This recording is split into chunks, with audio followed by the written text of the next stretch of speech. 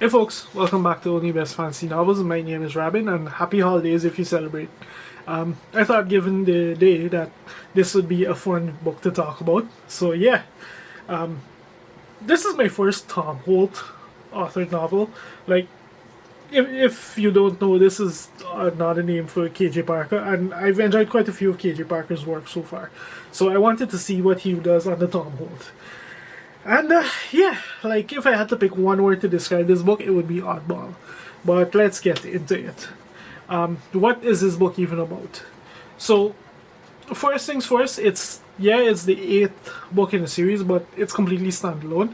I had no issues following anything in this book, and if there were references to previous books, I completely missed it.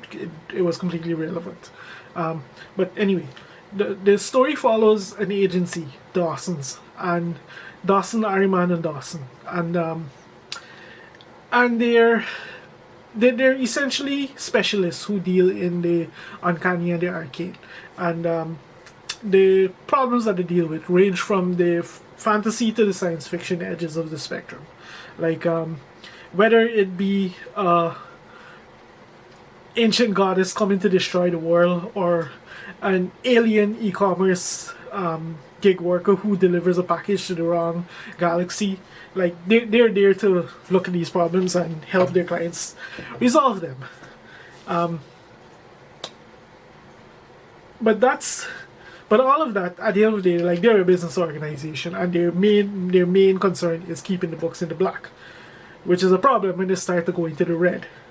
And the Ahriman in this particular situation, yeah, let's just say red is his favorite color. But yeah, that's the general gist of it. Like you have this agency that deals with these really crazy issues, and you have a cast of characters all who are all employees of this agency, and you can think of this book kind of like The Office, minus the humor, but with a high degree of absurdity, dealing with a really crazy level of issues when it comes to both the fantasy and the science fiction sides of the spectrum. And it's very much a book. It's very much like a corporate drama, you could say. Like these characters, they all have like their own inter-office politics going on. And you have all the stereotypes of the corporate setting. You have like the pain in the ass boss. You have the you have the ousted middle manager. You have that one co-worker who's essentially the nexus of the entire office, the glue that holds everyone together. You have the useless intern. You have the hyper effective intern. Like there's a wide range of characters in here, and that's just within this organization. That's not touching the other organizations and the other characters who interact with ours. And as far as this book goes, it's essentially like these characters are all dealing with like their own problems, for their own clients.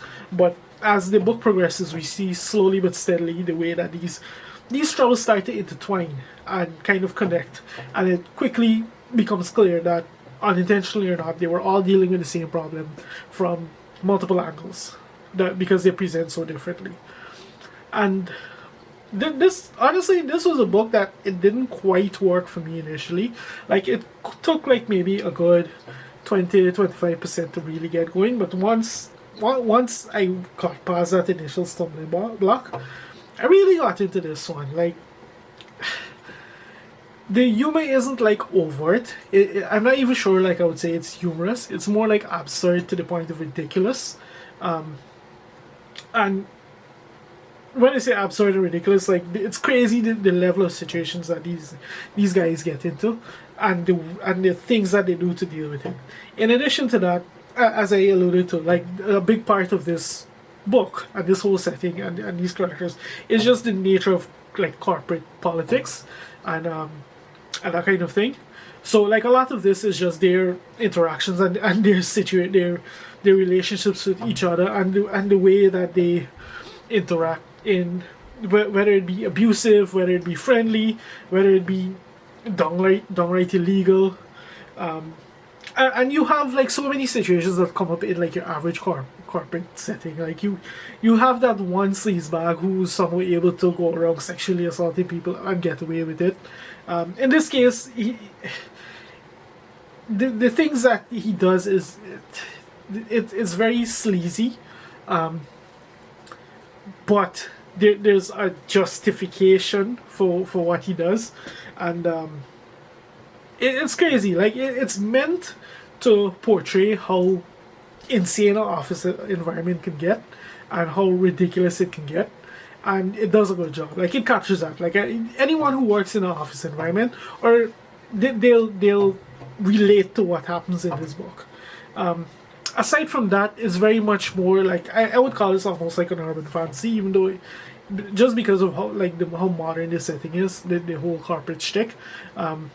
But at the same time, it's a book that blends so many different like subgenres, you can say. Like there are threats that are very much on the science fiction side of the spectrum, whether it be recruiting a new almighty god for a brand new multiverse, or as I mentioned initially, dealing with a misdelivered package for someone who resides in another galaxy, or dealing with an ancient goddess and that kind of thing. Like it's a few different things that come together here.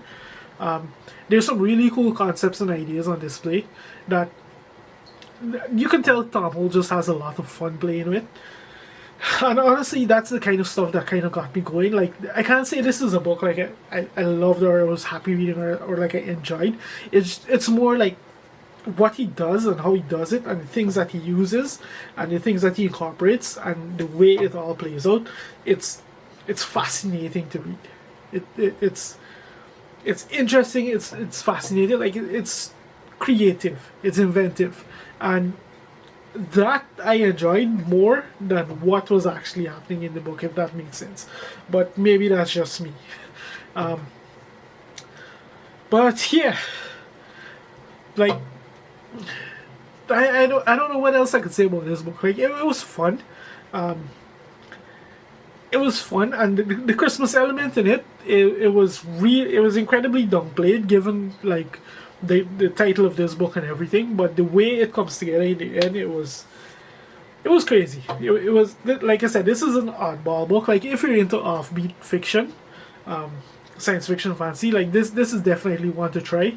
As I said, it's the 8th in the series, but the particular organization that is also the name of this sub-series is little more than mentioned once or twice in here. So like the connection, it seems like the connections between the books are tangential at best.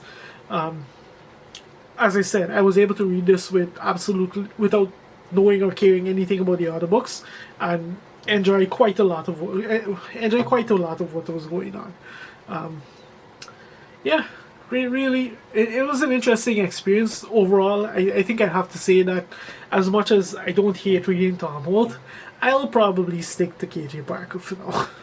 And yeah, if you've been interested in the whole KJ Parker Tom Holt question, like hopefully you find this helpful. And if you've made it this far into the video, thank you very much for watching. I'll see you next time, and enjoy the holidays.